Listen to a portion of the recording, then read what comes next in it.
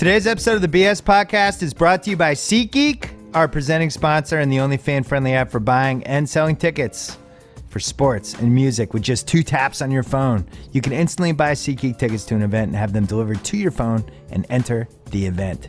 Technology, it's amazing. Drop your old ticket app, use the one that's built for 2016. Again, do everything on your phone. Download the free SeatGeek app or go to SeatGeek.com. Today's episode is also brought to you by Simply Safe. Newsflash, burglaries skyrocket over the summer. And last time I checked, the summer is still going. Right now, Simply Safe has a phenomenal security package with entry sensors, motion sensors, and glass break. Right now, you can get $100 off my handpicked security package. Just go to simplysafebill.com to get this massive discount. We're also brought to you by TheRinger.com, the Ringer Podcast Network, and my new HBO show, Any Given Wednesday. We have 8 episodes in the book. We're taking a little break and coming back on September 7th, but you can catch up on all 8 episodes on HBO On Demand, HBO Go, and HBO Now. And finally, we're selling merchandise for the Ringer and to help raise money for our friends at charitywater.org. The link is right on our website. It says merch, hoodies, t-shirts, sweatshirts, you name it. Shout out to Scott Harrison. Let's roll. Yeah. Ah. Clear enough for you? All right. Joe Fuentes always likes when we play the music, the guest reactions. Jim Miller, a.k.a. James Andrew Miller, a.k.a. James Miller. You have multiple pseudonyms. Well, different code names for different parts of the world. I call you Jim. All right, there you go. Author of the ESPN book, The Oral History with Tom Shales. Author of the SNL book, Oral History with Tom Shales, 2 of my favorites. And now the author of Powerhouse. The book, An Oral History of CAA, which I'm surprised your car didn't blow up like halfway through. You must have feared for your life a couple times. No? No, but I think people told me that I should be pretty secure with my internet and computer stuff. Really? Like people thought they were going to hack into the... Maybe not the current regime, but maybe people from previous eras or I don't know, whatever. Really? It was one of those weird things where somebody mentions to you and just laugh about it. And then like 2 months later, somebody in a different part of the business mentions it to you. And then another person mentions it to you. And I just thought, I mean, it wasn't like, with the ESPN book, Deadspin said, by the way, we're gonna break into your place. We'll get the book Right. beforehand. I mean, which was kind of funny and cool and everything else. This was much more like dark, shadowy. Ovitz is the star of the book. Mike Ovitz, legendary agent. I'm living in Boston in the 90s. I know nothing about anything with agents other than what I read in Spy Magazine, because Spy Magazine used to go after CIA a little bit. Mm-hmm. So kind of knew he was a somewhat dangerous guy. And then the Late Shift movie came out about Letterman and Leno, and Treat Williams plays Ovitz. And it's one of like the great, only a couple minutes of the movie cameos anyone's done. He comes in, he's just perfect. He lays it out for Letterman. And that's always been the Ovitz in my head. And then I read your book, and now I don't know what to think. He's this super complex, borderline crazy person. He's one of those people that even for people who have traveled around the world and met lots of people, you do come away from spending time with Michael Ovitz thinking, well, I haven't met that before. Right. I mean, he is a total outlier, in part, and it comes back to the word you just used, which is, complex. He's very complex, and he has a very unusual combination of qualities. The most power hungry guy. You've done 3 books. Is he the most power hungry guy you've the 3 books you've covered? I don't even know who's who's second. Yeah. I mean, and it's not to say that, like the pools of SNL and ESPN were, filled with Amish people. Right. I mean, no, but he's just like, he's in a different, remember what McEnroe said about Borg? Yeah. We're all playing tennis. He's doing something else. Yeah. I mean, it's one of those things. Well, on the one hand, he's a genius because you look at all the stuff that CAA did. I read your book in like 3 nights. I love oral histories. This one I didn't know a lot of, like SNL and ESPN. I'm reading those, almost wondering, I'm reading it going, I wonder if this is going to be in this side, like knew nothing. But some of the stuff CAA did, the packaging, it was the first agency that thought, oh, we have this star and this star and this director. We're just going to get all 3 of them together and make a movie that way. The back end can't we say that they kind of created that? We'll give up the salary, but you give us the points on the back end, and then all of a sudden people are making tons of money from these movies? Yeah, I mean, I think, some studio executives like Tom Pollock, who's a genius deal maker, I think he was involved as well. But, they did do those things. I mean, one of the great things that they did also was, it used to be like in William Morris in the 60s and early 70s, you called an agent and and the studio said, can so-and-so do a part? And then the agent would ask the actor or actress, and they'd say no, and they'd call back to the studio and say, no, she doesn't want to do it. Like CA, everybody knew the information, so you're never going to call back with a no. You're gonna say who else in the agency can do it. So you're calling back and you're saying no, Sylvester Stallone can't do this, but Michael Douglas can, or just things that kind of make sense now, but they just weren't part of the equation back then. It seemed like before they showed up, it was very, very old school how these agencies worked. And then they just uprooted it, not just some of the deals they were making, but just how aggressive they were with poaching people. Were people always that aggressive with poaching before that, or did they kind of take it to another level? No, not as aggressive. And that, for me, that was one of the through lines for SNL, ESPN, and CA. Obviously, everyone knows the initials SNL and ESPN, but outside of Hollywood, maybe CA isn't. But there were so many through lines between all three. And one of them was, Lorne Michaels with SNL, disruption. ESPN, and the birth of cable sports, total disruption. CA, 1975 and beyond, disruption. Yeah. Just like literally blowing up the existing ecosystem that had been there. And that's pretty cool. And it's probably why, more than 40 years later, we're still talking about, these places, because they were so disruptive and they were so powerful that they had long legs. But the thing that, I didn't know a lot about Ovitz. I thought I did, but I really didn't. He was so good at what he did. And it's like, somebody had a quote in there, he'd just never be happy. It was like, you reach a point, you look around, and you're like, I'm the most powerful person in Hollywood. That's what I wanted to get to. I've made incredible amounts of money, and I'm just sitting here and I'm still not happy. I think one of the people who didn't like him probably said that about him. But he kind of lost his way. And there's a clear tipping point. I don't want to ruin people's enjoyment of the book by stepping on it, but he had a chance to take a job that was like a dream job, and he just wanted more, and he wanted more, and he wanted more. And that's like clearly the tipping point when his career cratered. Everybody knows he ended up going to Disney, and that was a disaster. But it's funny that somebody has a quote about he was his own worst agent. The best agent probably of that entire generation was a terrible agent for himself. Right. And I think, look, he flew too close to the sun, and he, as much as he had an understanding of what his clients needed and things to do for them, he didn't have that sense about himself. And I think that, he probably needed, just like presidents and other people, sometimes celebrities, you need somebody around that has that sixth sense about you that you don't have for yourself. But he kind of had that person. He had Ron Meyer, who was like kind of put on earth to be that person, right? Well, I should say then that you sometimes have to listen to that person. Yeah, right. yeah. You need to have that listen person. Those two, I say at the beginning, CA would not have been what it was if there were two Ovitzes or two Meyers. They literally matched up so well.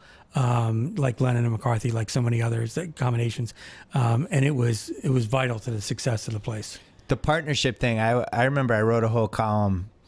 I'd read Eisner's book in 2010, and it was right when LeBron joined Miami, and I went to the first Miami game, and then I think I went to the second one too, when they were together, and it was so awkward, LeBron and Wade trying to figure out how to play together. And I wrote a whole piece about partnerships with Eisner and Frank Wells. And he's pretty candid about, Frank Wells, we were perfect.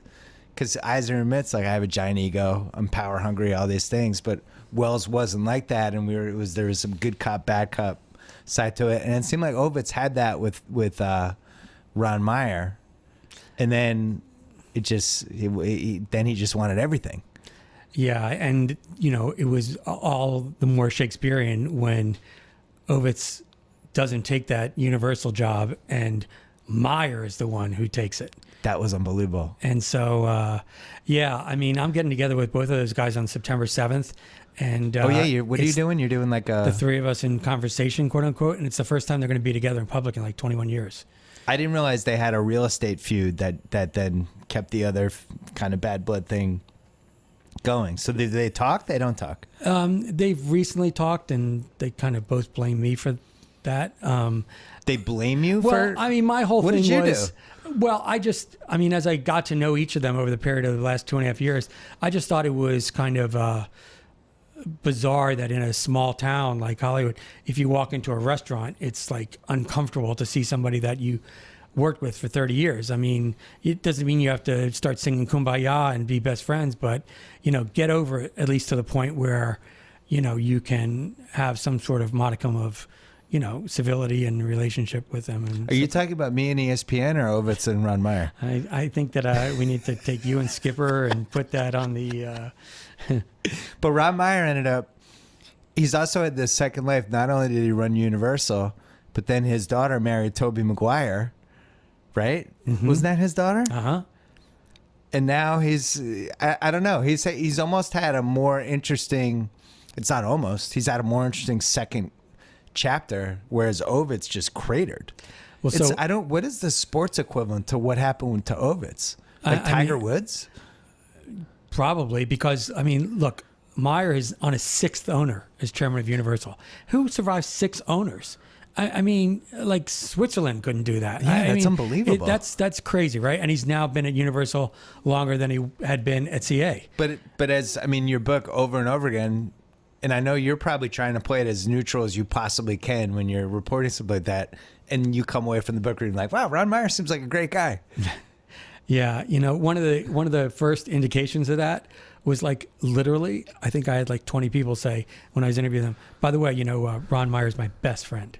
Ron Meyer and I are best friends. And you go to another interview, by the way, I'm Ron's best friend.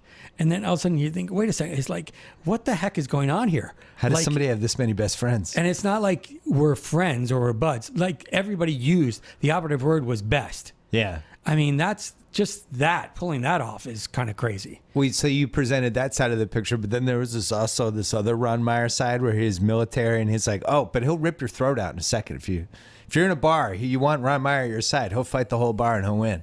Oh, Michael Douglas told me this great story, and Joel Silver backed it up. They were there too.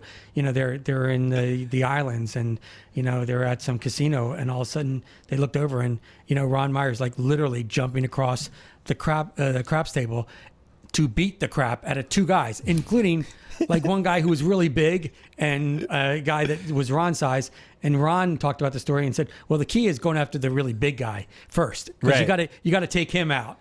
So then the smaller guy, he really can't hurt you, except that he wound up like having his ribs broken in that fight. Right. But he's like, so which is it? Is it like he's the nice Jewish guy who talked to his mom every day when she was alive and everybody loves him? Or is it the guy, P.S., he's in the Marines and, his body's covered in tattoos and he's probably the last guy that you want to piss off because, he plays for keeps. I mean, that's like a duality that you don't see all the time. I like that. He had some quote in there like, hey, I really miss fighting. I loved a good fight. It's like, who misses fighting? Like, nobody. He's like a cajillionaire. Like, I haven't done it in a while. I haven't been in a big fight in a while. No, that was a while ago. He's like Floyd Mayweather. I mean, I hadn't laced him up in a while. Totally fearless. I mean, look, he did get into, and he talked about it very openly. There was a period of time where he owed some big gambling debts. Yeah. I mean, this is like a movie. Like, you need like Frank Sinatra. Like or big gambling debts. Like, yeah. We're talking like 8 figures. And he actually went by himself to meet the guys to tell them that he didn't have the money for them.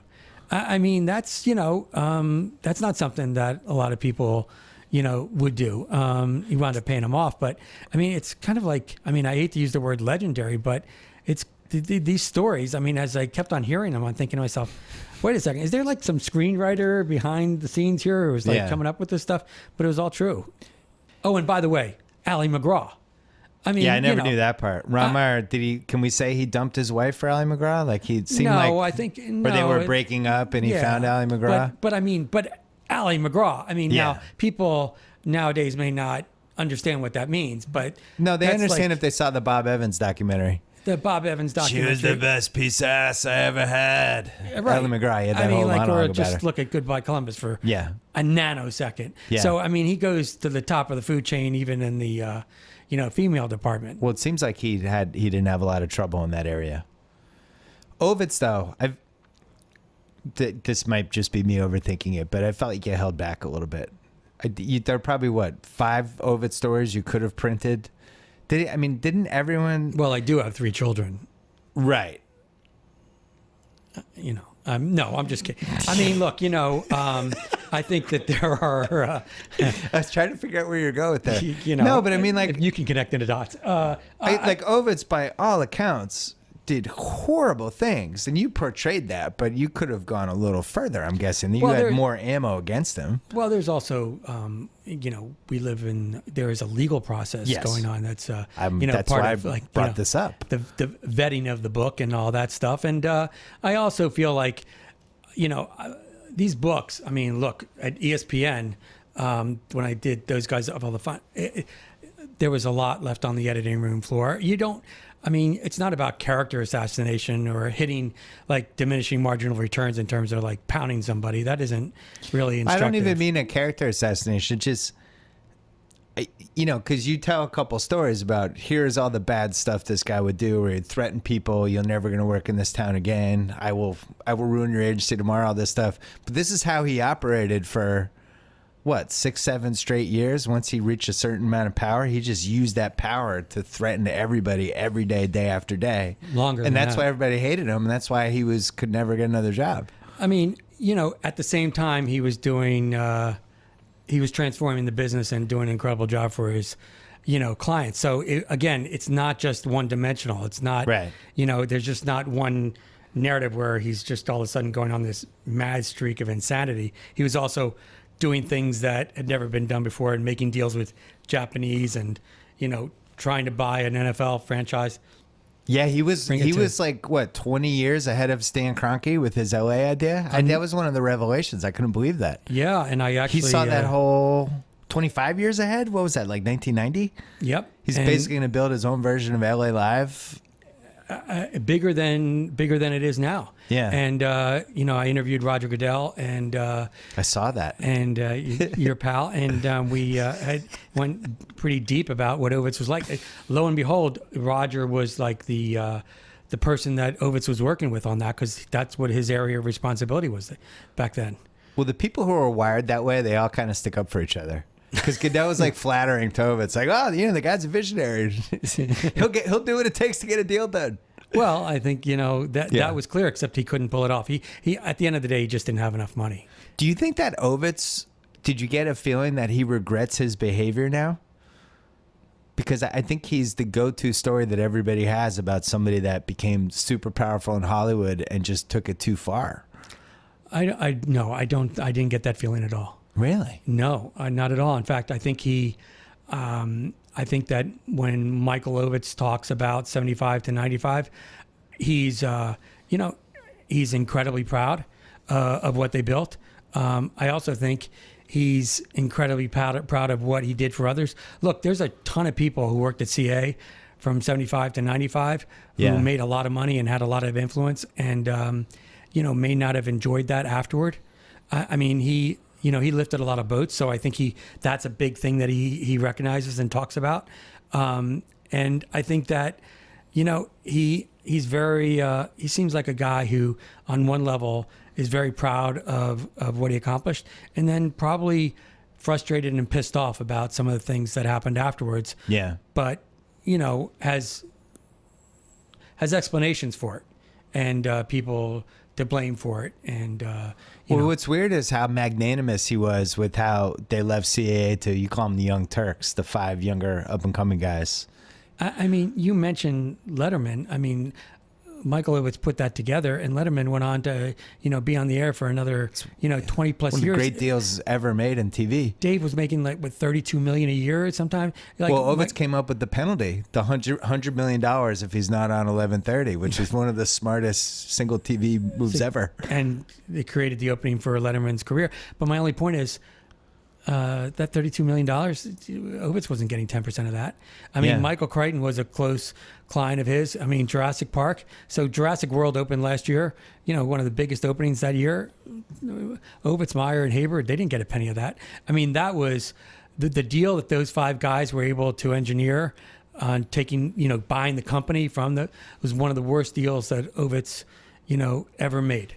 The Seinfeld one was probably even worse.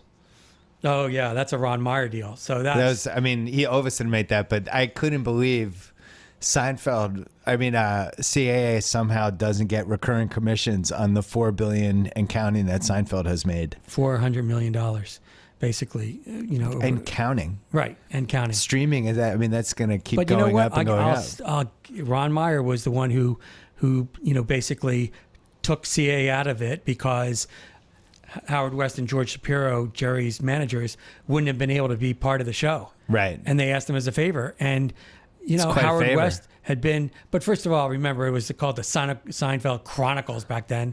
It was just a pilot, who knew. But I think Ron, to this point, like, even given the success of Seinfeld, doesn't regret it because he did a solid for, his buddies, George and Howard. Well, they made 500 other deals that were awesome. So that you're going to have a few that you miss on. I couldn't believe what I didn't realize as I was reading the book was how involved CA was in basically every single movie and TV show that I liked for like a 17-year span. It's like you just kept, and Tom Hanks and Michael Douglas. And it was like, well, I like every Michael Douglas movie and all these TV shows. And it never ended. I mean, you look at their client list and it was unparalleled.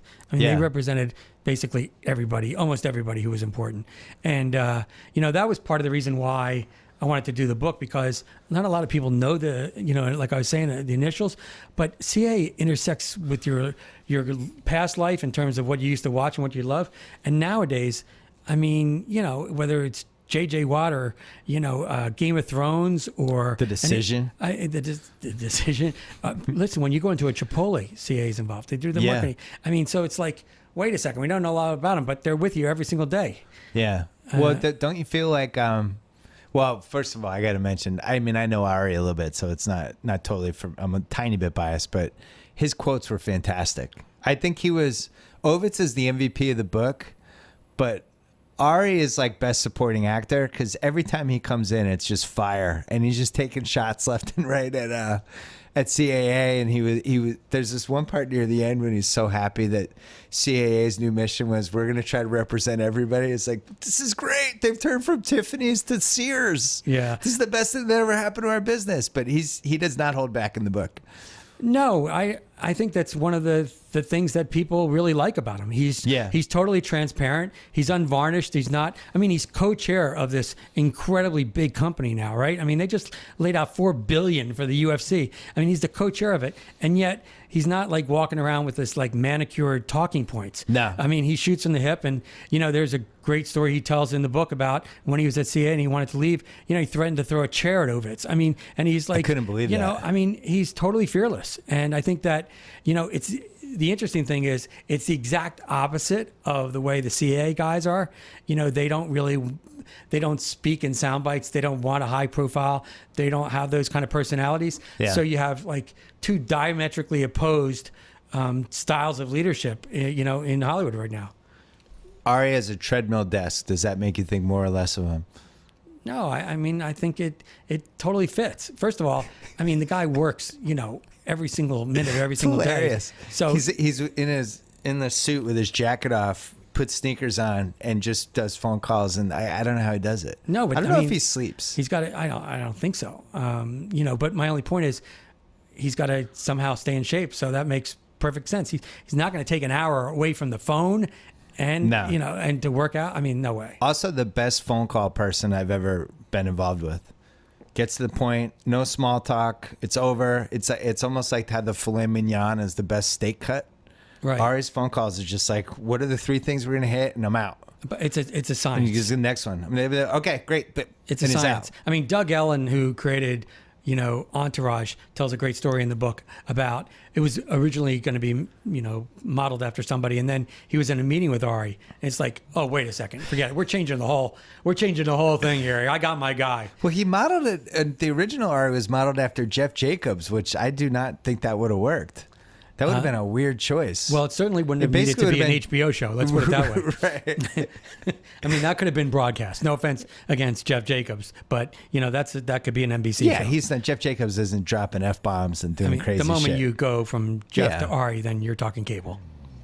Let's take a quick break to talk about Sonos, the smart speaker system that streams all your favorite music to any room or every room. Control your music with one simple app and fill your home with pure immersive sound.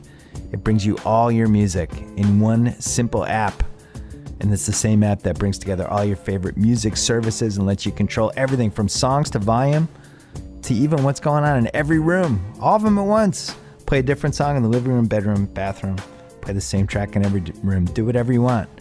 Add your existing music services or discover something new. Try Sonos. We have it in the Simmons house. It's great. I recommend it. And another thing I recommend, stop wasting money on expensive takeout. It's stupid. Just sign up with Blue Apron. For less than $10 per meal, Blue Apron will deliver you all the fresh ingredients you need for a delicious and healthy home-cooked meal. They have the highest standards for ingredients. They built a community of home chefs that has no rival. We also eat this in the Simmons house. They were kind enough to send it to us. My son calls it Blue Apron, which we make fun of him for, and ask my wife every once in a while, I want some Blue Apron. It's Blue Apron. Some of the meals available in August: spiced pork burgers with goat cheese and cucumber corn salad, summer vegetables and quinoa bowl, chicken tinga tacos with summer squash and tomato salsa. Speaking of tacos, check out House Eats 6, which we put on Facebook Live on the Ringers Facebook page. Danny Chow defeated Joe House for the Ringer Eating Championship. Blue Apron, you don't have to overeat because it's so delicious. Right now, you can get your first 3 meals for free with free shipping. Go to blueapron.com/BS. Recommended by my son, blueapron.com/BS. Blue Apron, a better way to cook. And now, back to Jim Miller. So what's been the reaction to the book in Hollywood and stuff? Because it's been out for a few days, and I know it had to be, I mean, it was like top secret. There weren't copies getting out of it and the whole thing. Like, what were they worried about? What were they worried was going to get out? Or it was just trying to build suspense toward the book? No. I mean, the books are embargoed. I mean, the ESPN book was embargoed, and I think ESPN was concerned for, a time there. I think that you don't know what's going to be in the book. So I think if I'm CA, you're kind of curious. And I think people there was, some pent up demand, and it's been great because a lot of people did go out and get it. And have, I mean, it's not an easy, quick read. And yet I'm kind of blown away by how many people have already finished it. I mean, they're like literally texting or calling or tweeting about things that are, in different parts of the book. So it's not like they just read one section and liked it. So oral history is like M&Ms. You just can kind of keep going.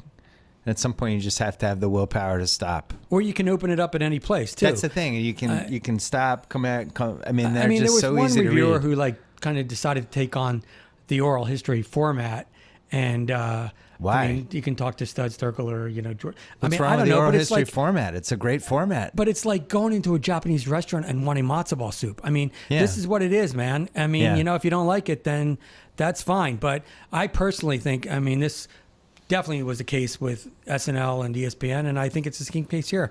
You can't replicate the way these people talk. I mean, for Bill Murray in the SNL book, or Will Ferrell or Tina Fey, I mean, that's oral history is so transparent and it's so palpable, and you get to see these people in a way that you just can't. I mean, Chris Berman, he starts off by saying, I was born on John Wilkes' birthday. And who can, Hemingway couldn't come up with that. I was like, what? Wait, can we go back? I mean, that just every sentence reveals who they are. And, so I love the form. Bill Murray's Secret, Best Supporting Actor nominee for this book. I didn't expect so many good Bill Murray anecdotes and jokes. He is, and texting me saying, How "Hey long man, did you interview if you him? want to," several times. I mean, but then you like to get a text from Bill saying, "Hey man, I just thought of something else. If you're interested, don't know. Let me think. Am I interested in talking to Bill Murray again, who says he's got a really cool story? No, I'm too busy I'm today. good, Bill. I don't need any more info. No, I mean, it's just fantastic. And Sylvester Stallone. Oh, he was incredible. I mean, come on. You forget how it reminded me. I mean, I didn't need to be reminded because he's probably one of my 3 favorite actors of all time. But to have a point when you hit a point as an A-lister where they just save you a slot for the next summer, which I never knew they did with him, and they were like, "All right, so July 1986, Sly movie. We don't have a script yet, but we know we're going to make one. And Sly gets his pick of projects, and he'll tell us what he's going to make, and then it'll come out. And it's like planes over our Nobody hair. has that now. No. Not one person. The Fast and Furious franchise might have that. That's it. I mean, it was amazing. And, Ron Meyer talked about, they used to have to block off streets for like blocks when they would be coming out of a restaurant. But then also they were over in, for Rambo First Blood, it's like the Far East, like Thailand or some jungle. It's in the jungle in Thailand. Yeah, and it's like everybody's yelling Rocky. I mean, it's not quite Ali status, but Sylvester Stallone, I mean, he was a huge blip on the radar, and people forget about it. I do think when I interviewed Caitlyn Jenner for my show, I asked her something that she did not answer. We didn't put it in the show. It was on like the deleted scenes, but I asked her who was more famous, her in 1976 or Kim and Kanye now. And she was like, oh, that's a great question. But then she was like, clearly the answer is me. Like the Olympics had a 70 share. Right. We had three network channels and like 4 extra channels. Everybody had like 7 channels. It was like you watched the Olympics, and it was like if you didn't know who Bruce Jenner was in 1976, you were like in a log cabin somewhere. And Bruce Jenner did it without Snapchat and Twitter, all that stuff. All the other engines that the Kardashians have firing on. Massive fame, and then Sly was kind of at the tail end of that before things started to splinter. But like Sly in the 80s and Arnold in the 80s, I don't think there's actors that are famous like that now. No, and but my only point is like he said, when we talked about when Ron called him up to say he was going to be leaving as an agent and taking this job at Universal. Yeah. I mean, like Stallone goes into this like almost poetic discourse about them crying. Oh, he was devastated. And he wrote Ron a poem about mountains. About mountains when 2 mountains siege. Like who? Okay. I mean, I don't know if I put that in a script, and the studio would say, yeah, it's a good scene, but this idea of like Sylvester Stallone writing poems to another guy, let's cut that out. I don't think that's going to fly with the audience. And it's like unbelievable. Well, I love all the Hollywood stuff. I mean, there are so many small tidbits that I love, but like one of them was about how they kind of didn't know what to do with Redford for the stretch in the 80s, which is crazy when you think about it, because this was one of the 5 biggest actors of my lifetime. But he hit this point where he was a little too old to be like in a rom-com or be like in some of those Tom Cruise roles, the underdog who turns it around. Right. But he wasn't quite old enough to be the older role. So it's like, what do you do with them? And they end up doing like that Legal Eagles CA package, which was a terrible movie. No, but how about the deal on Indecent Proposal? Well, that's what I never realized. That led to Indecent Proposal. And it was like, and I had even forgotten that movie happened, but it was a huge movie. And it was a big deal that he was in it. But they got him in because of the budget in the movie. They basically said, okay, here's a little bit up front, but you take have some a on big the back end. And, he wound up north of 30 million on that movie. And that's like, that's he was in like 5 scenes. And that's back when 30 million was really like 30 million. And didn't they get Hanks right when his career... He was frustrated with his old agency because they kept giving him the same parts, the same ideas for the same parts, and sequels to parts he's done, and he flips over and then catch Hanks for the great. They caught Hanks and Douglas for the two of the best runs of all time. But they had so many. I mean, in the late '80s and early '90s, CA had so many gross participants for clients. I mean, that's real money. First dollar gross and back ends. I mean, that's unbelievable. Because almost like the studios didn't totally know what they were doing. Now they've limited some of that stuff, right? Well, yeah. I mean, more checks and balances. Yeah, and there's fewer studios, fewer movies being made. It's a buyer's market, not a seller's market. I mean, there's a lot of Ovitz and Meyer were lucky that they were in the movie business back then. Because they had much more influence and many more clients working. It's a tougher business now. You mentioned near the end, you talk about how they got into CAA sports, which became a big thing, but they also got into the sports media side too. Not nearly the kind of money maybe you make from Tom Hanks and Sly Stallone and all those people, but that turned into a really good side business for what their business was, right? No, actually, the surprise for me, and it was really cool to kind of report this, was that in 2015, CA Sports made more money for the first time in CA history than movies or television. Was that in the book? Yeah. Oh, see, that's the first time I've slipped. You could tell I read every page of the book. No, it's a big I must book. have been trying to get to the end at that point. It's a big book. CAA Sports made more than CAA movies? For first time, more revenue. Wow. Yeah.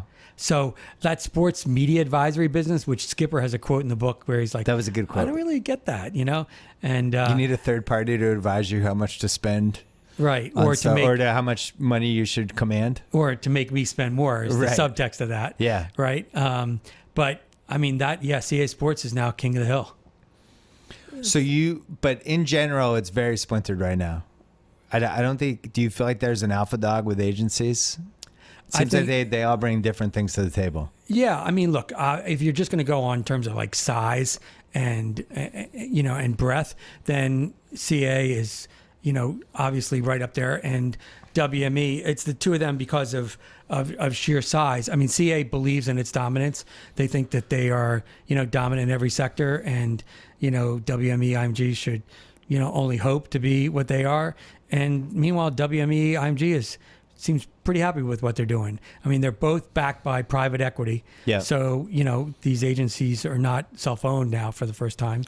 I would say WME IMG looks like they're more determined to be building toward a massive public opening, would be my guess.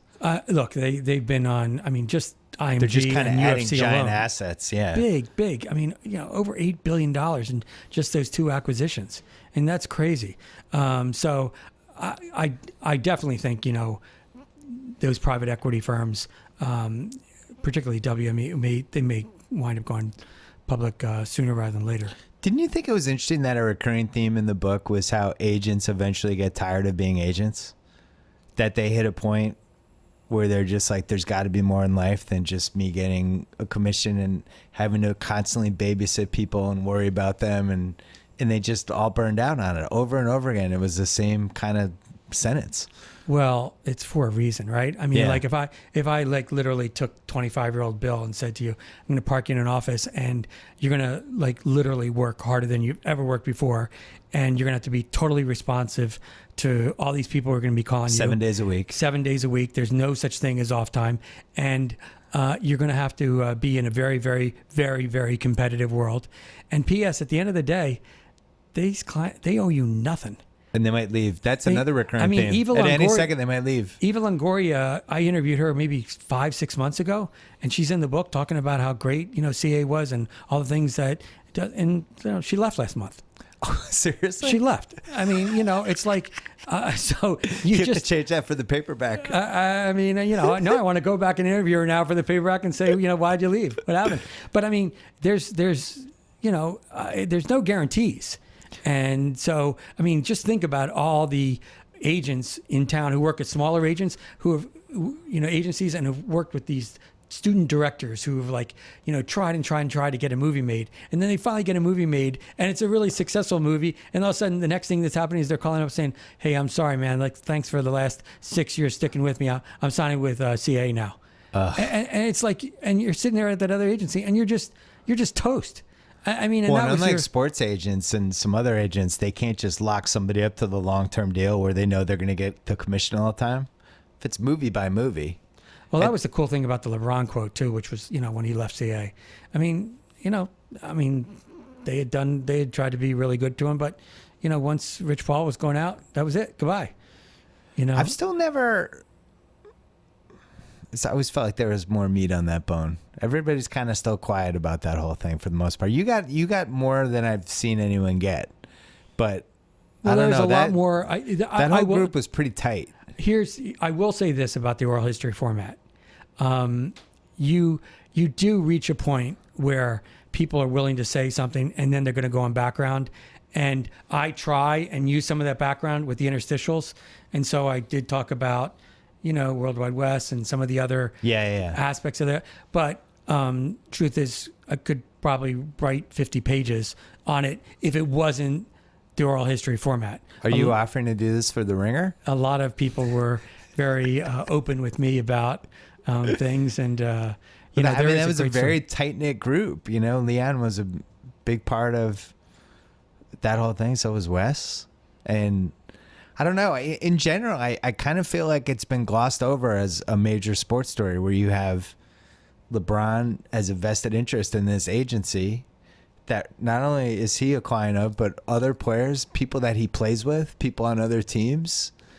Does he get like, if the equity of the company comes up, that's good for him.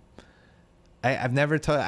It's kind of the story Adam Silver doesn't ever want anyone to talk about. Well, that's one of the reasons why it's a huge conflict of interest. I wanted to, at least get into it in the book, at least the seeds of it, because I felt like it hadn't been talked about a lot. But there's a lot of repercussions to that story. A lot of meat on that bone. And when you think about the fact that CA, just right before it, had Wade, Bosh, and LeBron. So they're in the room, right? And they got three.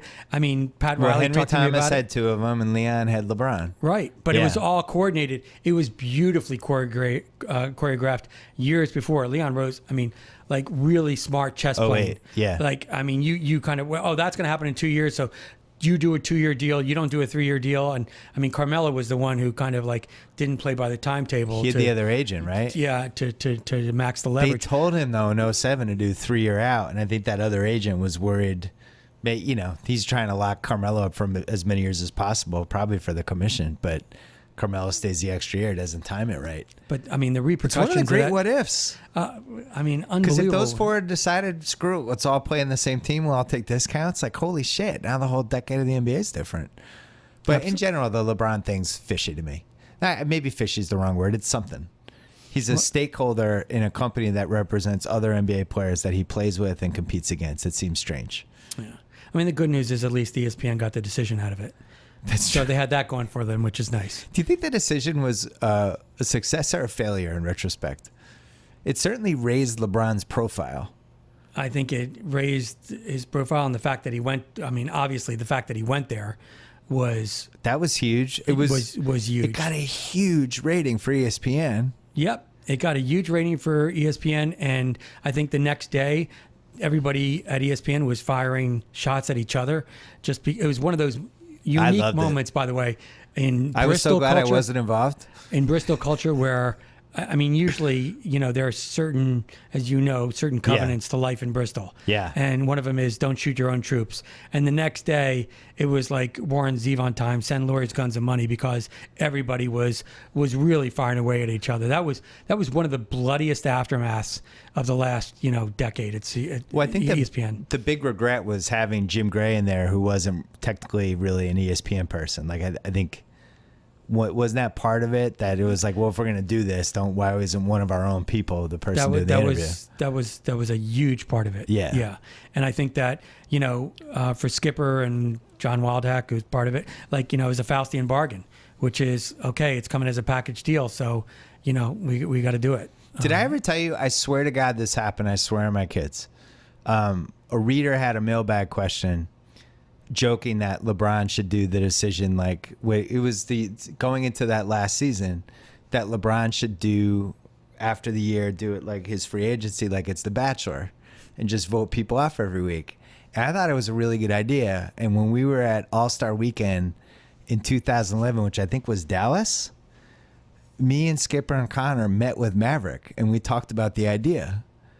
And then it just kind of, I don't know what happened. It was just out there. And then we assumed we were going to follow. We all thought he was going to make the finals. Remember, it was so it was 2010. 10, right. So that's, I think the All-Star game was, maybe it wasn't Dallas, wherever the NBA All-Star game was that year. So we go, and we're like, well, after the playoffs, LeBron's going to make the finals. But when he lost to Boston, it was like, well, he'll never do that idea. And I never even pursued it, thought about it, anything. And then all of a sudden it was like, Jim Gray had this great idea. And I was like, I mean, maybe he came up with it independently. I mean, he probably did. But I was always amazed that idea happened when not only was it in my mailbag, but we actually met with Maverick. Wow. I never told you that story. No. But, I guess those were those days when you and Skipper and Connor were, joined the hip and singing Kumbaya and able to, pitch things together. A lot of hotel bar drinks. I was thinking... Look, one of the things that I constantly remind people, you did have your golden era there. I mean, people have short memories. People have short memories? Who said I didn't have a golden era? No, I think they have a tendency to focus on, the departure because, but I think there were some had a great run. It was awesome. We had a really fun time. On all levels, though, I mean. Yeah. I mean, even summer of 2013, I remember really pitching Nate Silver to come and really pitching him on like what a creative place this had become and how cool it was to work there. And that was summer of 2013. The big thing for me, I think Skipper is the best content executive the company's ever had. I mean, you look at all the stuff that he did, it's amazing. Like going back to the website, the magazine, 30 for 30, just on and on and on. Grantland, all the stuff that he's done that he had his hands in, the foresight to back soccer. You know, is there an ESPN executive who made more smart moves and less failures? You know, he got them away from all those stupid TV movies they were doing and stupid shit like Bonds on Bonds. Kind of veered them away from that into stuff that was a little more quality. And then I think the problem was Skipper needed a skipper once he became president. Well, that's the thing. He got promoted and he vacated that job and he was doing a completely different job. And that's when the company changed for me. Yeah, I'm not so sure that he vacated that job, as I think that he thought that because he liked it so much and he knew he was good at it, that I think that maybe he thought that he could still do it, not necessarily to the degree that he did it before, but still have a big role in it, because he didn't replace himself. Could delegate. Well, I mean, that's the first indication, right? Yeah. I mean, so... but think how crazy that is, though. Like if Belichick left the Patriots, or if maybe Belichick becomes part owner of the Patriots or whatever, he wouldn't then turn over the Patriots to all the coordinators and been like, I'm not hiring a head coach. I'm still going to be involved, but you guys run it now. Because you know what happens. Now everybody's grabbing territory and turf, and you need somebody at some point who's going to be a tastemaker. Right, but then look at it the other way. So let's just say you're John Skipper and you get Bodenheimer's job. Like, do you really want to give up the stuff that you like the most? I mean, here that president job, I mean, you're dealing with like affiliate relations, and you got to be on the plane to Burbank all the time, and you're dealing with a horrible job. I mean, you know, I mean, the power and the pay is great, but he was on a plane all the time. Sub fees and everything else. Like, I mean, all that stuff that he did with you, and all that stuff that he did in the content universe. I mean, you don't want to give it up, because that's your oxygen. I mean, you know, in some ways. So, but the thing is, I could see it just because how much time he had to spend on different things, and it totally changed once he took the other job. You know, because he was one of those guys. He always knew what was going on, and he would be like, "Oh my God, I saw this piece on so and so." But you know, he's flying to Burbank every week. Yeah, and he's flying to India to do the Cricket World Series, what is it, the Cricket Cup, whatever. Then he's flying to Austin, and that becomes your job. You're just flying to all these different locations. I think, though, in all fairness, I think it was probably harder on you than 99.9% of the people at the company. I think you felt the brunt of it, and you recognized the disparity between Skipper as president and Skipper as head of content more, because it literally affected. I cared about the affected quality of the stuff we were doing, though. What's that? I mean, I cared about the overall quality of the stuff we did as a company. I mean, that was a big reason I was able to get stuff done. And I felt when that quality starts to slip, you know, I always felt, the weird thing about me was I always felt like I really wanted to be on the best team. Like that was part of the appeal of being at ESPN, is I wanted to be on the best team doing the best stuff, you know, and Skipper was the best at that. Like he cared about being the best, doing the best things, quality. Like when you think about 30 for 30, that was a $15 million commitment that they made to outsource 30 documentaries to filmmakers. Like no media company has ever considered doing anything like that before. It's a huge risk, but you do it if you really care about what the upside is. What do you think, though, came first? Which is you starting to recognize that you didn't have the access to him that you used to have for so many years, or you starting to feel like that the quality that you wanted wasn't part of the experience anymore, and then attributing that to... I don't think it was an access thing. I just think things change. Like I think people have good runs, they have ebbs and flows, things like that. My issues were always with the people, you know, on the level below, and you know, maybe being in LA wasn't a great thing either. But in general, like, you know, I think one of the craziest things that happened, I remember in 2014, when all of a sudden they were heading toward doing ESPN 35, which... By the way, I think I've been told that you weren't even part of that presentation, right?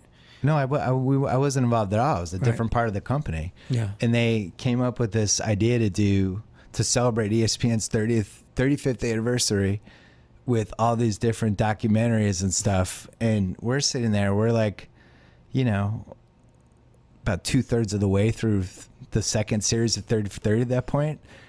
It was so stupid on so many, on so many levels. And on top of it, we saw the memo for it. And the memo looked like our 30 for 30 memo. Like there were similarities in it. And we were like, what the fuck is going on? Like, we're going to do ESPN 35, but also have 30 for 30? Like our viewer. And that was like this big internal thing. I was trying to squash it. And I don't think that helped either. I don't think there's a company, a media company right now in existence for the last decade or so, where geography does play such a dramatic role. I think that, you know, people have a tendency to underestimate just what that biosphere in Bristol is like. And the fact that you were 3,000 miles away, you know, I think it's always going to be a dependent part of a dependent variable, like not an independent variable. Is like it was always part of that equation that you know, of everything going back and forth between you guys. I mean, I look at it really positively that we did a lot of good stuff, you know, and we were able to kind of navigate some of that. And then I look at, you know, just how hard it is to do good stuff, especially in a big company. But I think a lot of what that Bristol culture is just protecting the infrastructure of stuff. And you see how they do it with the studio shows. The people on the studio shows change all the time, right? The way they change them don't. The people who are in charge of those studio shows never change. Like you never see turnover with the executives who kept picking the people that they decided didn't work. I mean, in my case, I left, but they do it the same way every time. It's always centered around the host, heavily produced, short sound bites. Everything's got to push toward the upcoming game, and you know. And then they're like, well, how do we get to do like a show like the Barkley Show? It's like because the TNT is doing something completely different with the Barkley Show. It has no resemblance to anything you guys are doing. Well, it's going to be interesting because obviously, you know, John Waldeck, who was, you know, under Skipper and still looked over a lot of that stuff. I mean, he's gone now, and Connor. We didn't get along. What's that? We didn't get along. Yeah, I know. And so it'll be interesting to see how much disruption there is at ESPN now that there's some different people kind of looking over it all. To say people that, I mean, a lot of these people should have gotten their chance sooner, I will say. But I think that's the thing. It's tougher when you have a giant company like that to kind of move. And that was a big frustration, you know. A couple of people that were really good, some left. Some almost left a couple times. But that's the biggest problem about Bristol, which is you move your family out there, your kids start going to school in Connecticut, and it's not like in New York where you're going to all of a sudden like take a job and you cross the street to a different network. I mean, you know, people like don't date Bristol, they marry it. And so like they're just like locked in. It's like a life sentence. And so all of a sudden you have like people like, you know, I noticed when I started talking to people, I've been here like 25 years. I've been here like 27 years. I've been here like, and it's like, so there's so little movement. I mean, if you get a guy like Wildhack in there, comes right out of college, he's not leaving. So if you're somebody like Connor or Burke Magnet, like, you know, you'd be, you know, no matter what kind of job you think you're doing at your job now and you deserve a promotion or whatever. I mean, at some point you have to go. Yeah. I mean, it's a huge competitive advantage for them. And I don't think it was intentional, but they would have all these people who lived in middle Connecticut where, you know, you got public schools, it's less expensive. But then, and I had some friends that this happened to where the MLB network or the NFL network starts pursuing them. And what they're offering, it's a raise, but when you remove the cost of living, and now I'm living in New York City or Los Angeles, you're actually taking a pay cut to do the job. It's crazy. That's how. And I don't think it's intentional, but I think it was just one of those. It keeps people there. It was 3 of the secret good luck charms for Bristol for ESPN. One was keeping your people. The second was no unions. I mean, because like their cost structure was totally different because of no unions. I forgot about that. And the third is none of the big wigs are going to go to the middle of Connecticut. So even when like Cap Cities was like owning ESPN, like everybody like, well, how they doing? Yeah, let's have a phone call. Like nobody's walking the halls telling, anybody what to do there. And that kind of freedom, that's pretty impressive. Let's take a quick break to talk about our old friends at MeUndies, one of the first sponsors of the BS podcast. They sent me a big box of comfortable underwear in October, and I've been wearing it ever since. Sometimes they send me new underwear. Every pair of MeUndies is made from sustainably sourced modal of fabric that's twice as soft as cotton. Once you try them on, you'll understand why it has the reputation as the world's most comfortable underwear. They have dozens of styles, limited edition prints, boxers, trunks, thongs, bikinis. Shipping is free in the U.S. and Canada. You can save up to $8 per pair with the MeUndies subscription plan, so why wouldn't you? And if you don't like your first pair of MeUndies, they are free. Go to MeUndies.com/BS for 20% off your first order, plus free shipping. That's MeUndies.com/BS. Back to Jim Miller.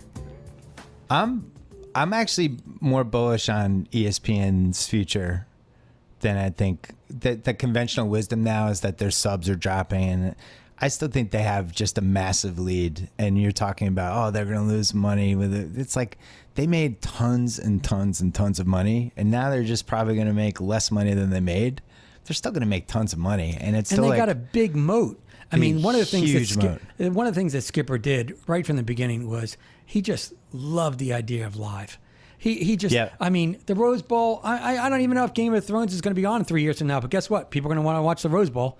I mean, he made a commitment, and he engineered these longer deals with these conferences, and they spent $27 billion on college football for like years and years and years. $15.3 billion with the NFL. So, you can't get... to add to that point, like when he basically took over the content, the previous regime was trying to add like an MTV element to everything they were doing, and it was like sports might go away. We got to build our movies and our TV, things like this. I mean, our scripted TV, reality, stuff like that. And then Skipper was kind of like, "No, let's show games. Our business is games at SportsCenter, and we can do this other stuff, but ultimately we make all our money with games." And by the way, so the Big Ten deal just closed, which they spent a fortune on. Yeah. The NBA deal closed, which they spent a fortune. There's nothing up for grabs now. It's not like the competitors. So Jamie Horowitz over at Fox, I mean, he's taking Skip Bayless and he's taking Jason Whitlock, but you can't take all of a sudden, you can't take like a huge franchise like Monday Night Football away from them. They've got those properties lined up. So I think that gives them a huge advantage in the years to come. Fox's mistake was they declared war on ESPN. And I was there. I mean, it was laughable. Like the Fox thought they had a chance to beat ESPN with FS1. They did have a chance to go after ESPN2. And I think if they had messaged that coming out of the gate, that, look, this is a marathon, not a sprint. We want to be here for 40 years. Maybe someday we can battle ESPN. But right now, we think we can battle ESPN2. We think we can get there pretty quick. We have all these live rights that are better than the ESPN2 live rights. And we can do opinion programming and veer away from... Like, I think they have a chance to beat ESPN2 or at least compete with it pretty seriously in the next 3-4 years. But ESPN1, no way. Never a chance. Right. I mean, why go toe-to-toe with like a $45 billion? I mean, it's ridiculous. You don't have to do that. I mean, it'll be interesting to see. I mean, look, Jamie spent some serious dollars on talent. Yeah. And I think, he saved money too. He canceled some programs, so I don't think that's he did some reallocating. Enough. He did reallocating. But it'll be very interesting to see what the success is with some of these people like Skip. And I mean, ESPN wanted to keep Skip Bayless, make no mistake about it. And, he wanted to go to Fox. Jason and Colin and others, Jamie's been very aggressive. It'll be interesting to see how that pans out. I think, I think about it sometimes because Jamie's my friend. I want him to do well. You go to an airport or you go to a bar, you go to even like the commissary we have on our lot here. And there's always like 1 or 2 or 3 channels on. And ESPN's always one of the channels. I don't know how you beat that. It's not just like, we can have better programming or this week we have the World Series and you don't. It's just this fundamental way that ESPN became part of people's lives. It's just there. But to push people off those office and bar TVs is a whole other animal than just having your ratings go up. Right. But I think that one of his bets is, I mean, if you kind of think for a moment that SportsCenter isn't what it used to be, and unique content, and particularly the opinion content that he's really focusing on, then you might have somebody come into the bar and say, hey, wait a second, I want to see those two guys yelling at each other. So, take that off. I mean, that's probably one of the judo moves that he's counting on. And at least it's proprietary, right? You can't find it someplace else. The subs is a huge deal, though, because, and I remember when I was there, when they used to talk to me about this stuff, this was like 2013. Like they knew the subs were on the radar in the 2013. Like they could see the writing on the wall, and they thought it was going to level off. They didn't think it was going to plummet, because that was right when they were talking about, all right, if we do this NBA deal, what are our subs going to look like 5 years from now, 7 years from now, 10 years from now? They didn't see this happening, and what they didn't see was the cord cutters, and they had no idea that they were going to lose 10% of their subs over the course of 3 years. And I think people have overreacted to this and underreacted, because the overreaction is like, oh, their business is going to, like, ESPN's going to be fine. They're not going away. But there's no way to get these people back. And with the way these ESPN cable deals work, they can't stream ESPN. Like, even this deal, I'm sure you read about the big deal this week with where they bought part of BAM, and they're going to release digital ESPN, but ESPN can't be on digital ESPN. Right. So obviously their plan is to release, it's going to have a bunch of other channels they create. And then eventually someday when these deals are up, maybe that's when ESPN goes on this thing. So they're laying the groundwork, which is smart. But, look, but in the meantime, they're going to lose a lot of money. $6. Yeah. I mean, that's unbelievable. It's $80 a year for, like, my mom, who never watches ESPN ever. That was the whole thing with John McCain and a la carte. Yeah. And, for years, that was their biggest concern, a la carte, and they beat that out. And now, you see people graduating from college, they go out and buy Apple TV. That's it. Yeah, now, most of the young people, especially some of the people who have worked for The Ringer, they stream everything. They do the Sling TV or Skinny Bundle or whatever. Yeah, or just even Apple TV. I mean, there's no need. At the same time, like, I don't think people know how to measure ratings, rewatchability, all that stuff. And especially, like, I've never trusted the ESPN ratings, because how do you judge 50 people in a bar on one TV? I know they have, like, weird kooky methods to judge it, but I still don't think it's inaccurate. Like, they say 20 million people watched the Game 7 of the NBA Finals, or what was it, 25 million? Was it 25, really? I don't know, whatever it was. Yeah. It's got to be higher than whatever the number was. You have so many people watching it together. How do you measure that? And we're, listen, I think we're straddling errors, because we still don't really know how to talk about ratings. I mean, I see people tweeting about last night's, prime time ratings on NBC during the Olympics. It's like, are you kidding? I mean, you got to be like the streaming numbers and all the various channels and all the. I mean, NBC's going to make a fortune off these Olympics. These numbers are huge. Yeah.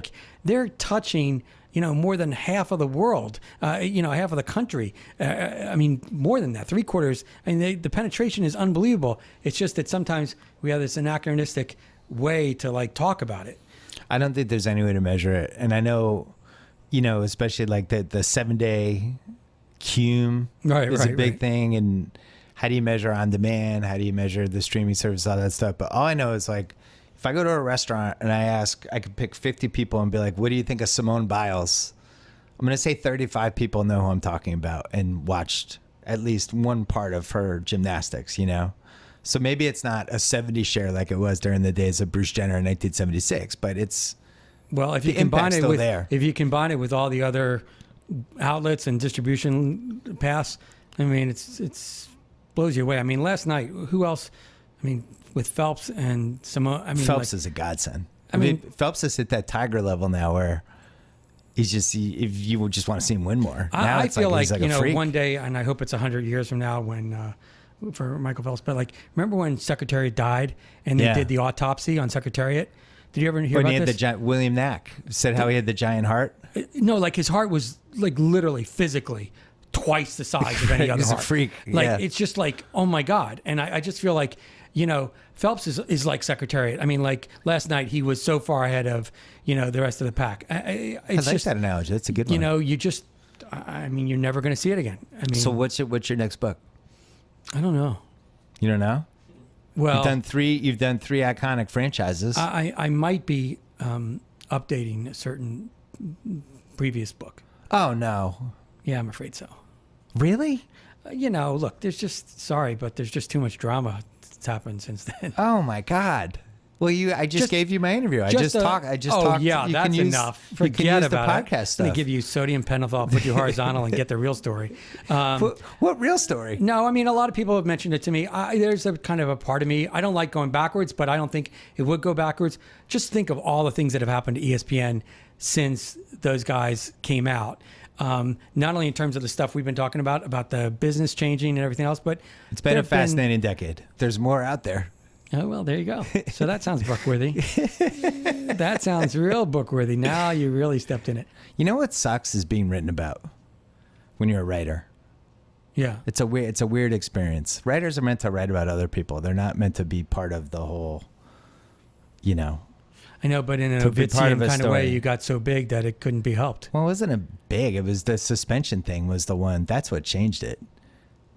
Like when I was on the fucking View. It was like, it's impossible. Right. The girls on the View were talking about me. I'm like a sports writer. Well, also, I think it was a 1-2 punch. It was the suspension, but then it was the New York Times, story. I mean, I think that, look, in the history of ESPN, that's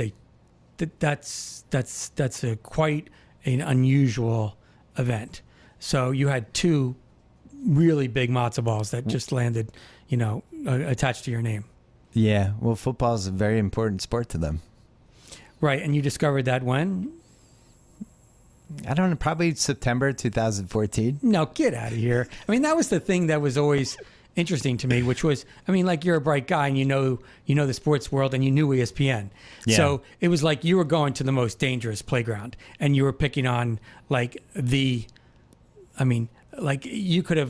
you could have gone to any other area. Any other area in recess? And done. Could have gone to the handball court. But I'm just saying though, you're not naive. You knew when you start going down that path with the NFL and with Roger, you kind of understand what kind of high wire act you're doing, right? Yeah, I would.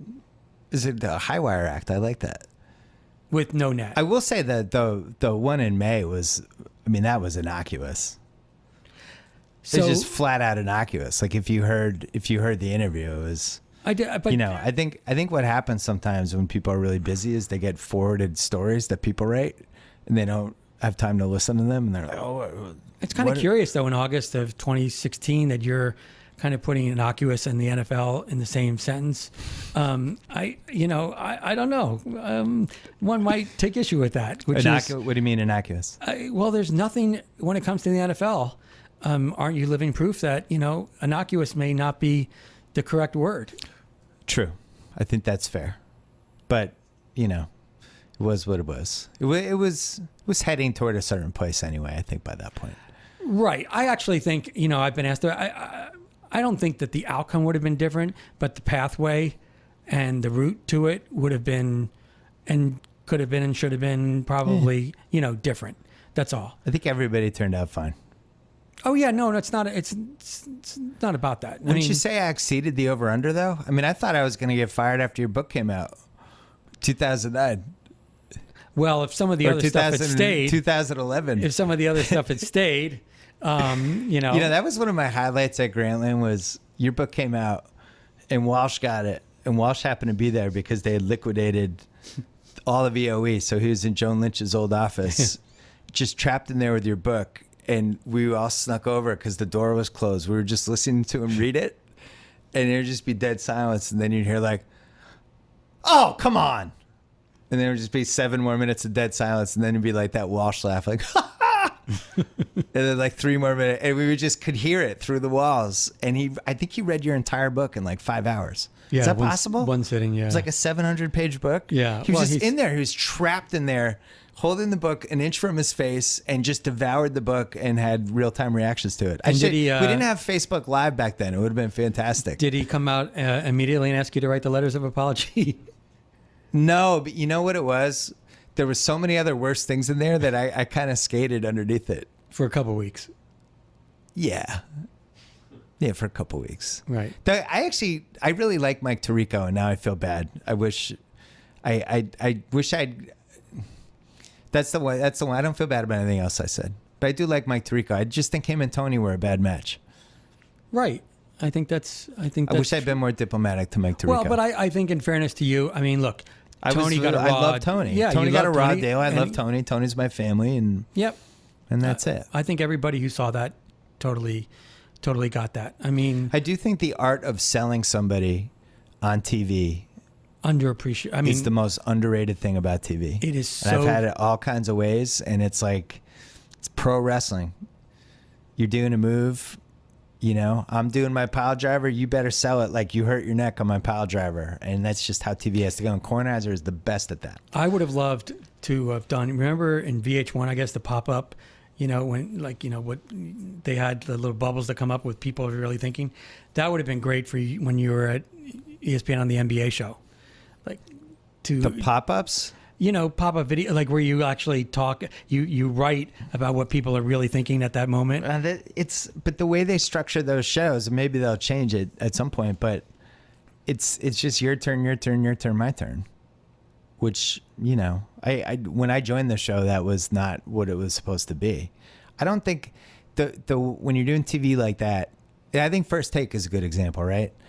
I don't know if I would like doing First Take, because First Take is basically I do a 90 to 3 minute monologue, and then you react to my monologue, and you come back with a 3 minute monologue, and we exchange monologues. Right. And there's an art to it.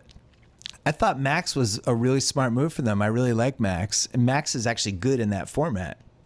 Other people wouldn't be. Stephen A is fantastic in it. Like, Stephen A can talk for 8 straight minutes. I don't know anyone who can do that. But it's also 8 straight minutes, like in 1 or 2 end zones. He doesn't say anything between the 40-yard lines. I mean, that's the other thing about that show, which is, like, you can't, like, really talk about vanilla and chocolate and, you know, how they're great flavors. You got to, like, go extreme, and you got to do that for several minutes at a time. People like that, tough. though. No, that's what I'm saying. But that's what makes that really tough. Right. So whereas PTI is, you have to be able to, you're kind of doing these little you read the teleprompter, you throw it to the other guy. That guy, now you have 90 seconds, and it can go one of 2 ways at that point. The guy you throw it to can either just talk for a minute straight and you're screwed, and when it comes back to you, you have 25 seconds and you get the next thing, or they can go short, 20, 25, and now we're going back and forth. And the people that work on that show, and this is why Wilbon and Tony are so great, is whoever's up, they'll go 25, maybe 30, back. The ball starts moving back and forth, and that's how TV is supposed to work when you're Can we doing just say, like, seriously, I know I tried to say it in the book, but Eric Rydholm. He's very good at that. Well, he's very good at making sure the ball moves. He is a really, really smart, creative person who has, you know, developed things that are, that now, you know, live at channels way beyond even ESPN. I mean, he's a pretty smart architect. That's a fun what if for your next book, which I'm not going to participate in. Good to hear. If Kornheiser's wife had okayed the LA move, how is the course of ESPN different? Yeah. It was, I think, 2011, and all of PTI, all of Ride Home, everything Ride Home was doing was going to move to LA, and Ride Home was going to take over the basketball show. This was talked about, discussed. Yep. And they were going to do PTI from LA. And Kornheiser was going to live like across the street from Jerry's Deli. He was all excited about it. He had like his spot picked out. He was going to walk there, and then Wilbon obviously would have loved it. Like, he loves the West Coast, and everything was going to move. And then they would have done the NBA show, I think, with a whole hodgepodge of, you know, Magic and Wilbon, Kornheiser, me, whoever else, and it just would have been a rotating thing. And then Kornheiser's wife didn't want to leave. She's been on the East Coast, whatever. But LA would have been less of, I mean, there were people in Bristol who viewed your operation in LA, like 3 Mile Island, and they didn't want to, have anything to do with it. And it was a very combative, antagonistic place. I think that with Ride Home there, I mean, he's kind of like Switzerland. That hurts my feelings, the combative, antagonistic. I mean, no, I'm not saying that you feel that way, but it's just you didn't weird. Sense that? Well, we'd never really dealt with them. I mean, the whole point of it, we were buried over in our little corner doing our thing. Right, but don't you think that's part of the explanation of that? Yeah, I don't think we were antagonistic to them. No. I was talking about them. I said there were people in Bristol who were antagonistic about LA and your operation. They were some of them were jealous. I totally get and it. Envious, and also you guys weren't playing by some of the rules that they had to play by in in Bristol, and so there was a whole thing about exceptionalism. The rules are basically we got to drop a couple F-bombs and use footnotes. But also, I mean, we didn't. They felt like there wasn't a principle out there. There wasn't. I mean, they had layers of management on them all the time, and you're punching the clock, and and they felt like you guys had some more freedom, and I think there was a lot of I mean, surely this. There was a lot of jealousy about the LA operation, and I think that would have been somewhat. So muted. You're saying the Ride Home part would have made that? Yeah, I think it would have helped. I think it would have helped a lot. We potentially could have had all the Ride Home shows, Grantland, and basically 30 for 30 maybe all in OA. And I don't know what that would have meant, but it is what it is. It's a pretty interesting what if though. Yeah, no. Plus Kornheiser would have spent like $5 million at Jerry's Deli. I think that's the other outcome. A lot of scrambled eggs. No, I mean, there's lots of. We were just doing that about politics. What if Tipper Gore had allowed Al Gore to let Bill Clinton give a couple speeches for him in 2000? What if Mike Ovitz had taken the Universal job? Right. What if Mike Ovitz... Did he do a good job or a bad job? I think it's a fundamentally different company. I think he's much more into distribution channels and technology and all sorts of things. I mean, you could have seen... I don't think he would have had the era of talent. Universal being known as a great place to hang out, Ron has engineered. But at the same time, it may have been a more diverse place. I don't think he would have ever stayed as long as Ron. There's no way. I mean, he's too... I think it seemed like he lost his fastball a little bit. The best one ever was Bodenheimer. Bodenheimer left incredible exit. No, has there ever been a better exit in the history of media? In the history of Western civilization. The best. The guy who literally it's the red carpet on the ESPYs, and the most unassuming guy with tassel loafers with the lowest profile in the world turns out to be the Shark. He's the smartest guy in the world. He's like, I'm out. People are like, where are you going? We're doing great. It's like, nah, I'm good. I'm gonna spend more time with my yacht. I'm totally fine. I'm good. I bought a boat. He's like 51 years old in perfect health, and I mean, the most unbelievable timing. It was almost like how dogs can hear noises when other people can't. Like dogs' ears go up, and you're like, what's the matter? What are you like? Bodenheimer's ears went up, and he's like, I'm out. I had a great run. I'll see you guys later. It's unbelievable. Some weird shit's about to happen. I'm done. And by the way, the chairman title, John Skipper, don't worry about that because it's fine. I don't mind it as a transition thing, but I'm not going to be really, I'll be here when you need me. What a great guy. Don't worry about it. Did you ever find one bad person or one person say anything bad about Bodenheimer when you did your book? Did one person say anything about him? No. He's just, I mean, he is the most decent, hardworking guy. I think that there are people who, particularly coming after Steve Bornstein, who's a real alpha male. Yeah. I mean, they weren't used to the fact that he was so soft spoken and he really talked about the culture but it's very hard to find people who will slam Bodenheimer, especially now, because the guy was literally the Nostradamus of the sports world. Jim Miller, Powerhouse, available everywhere. September 7th. Were you interviewing Ovitz and Ron Meyer? The Directors Guild in Beverly Hills. Oh, wow. Day before football season starts. Thanks for coming on. Good to see you. Thanks for having me. Thanks to Sonos, the smart speaker system that streams all of your favorite music to any room or every room in just one simple app that brings together all your favorite music services. And you can control everything.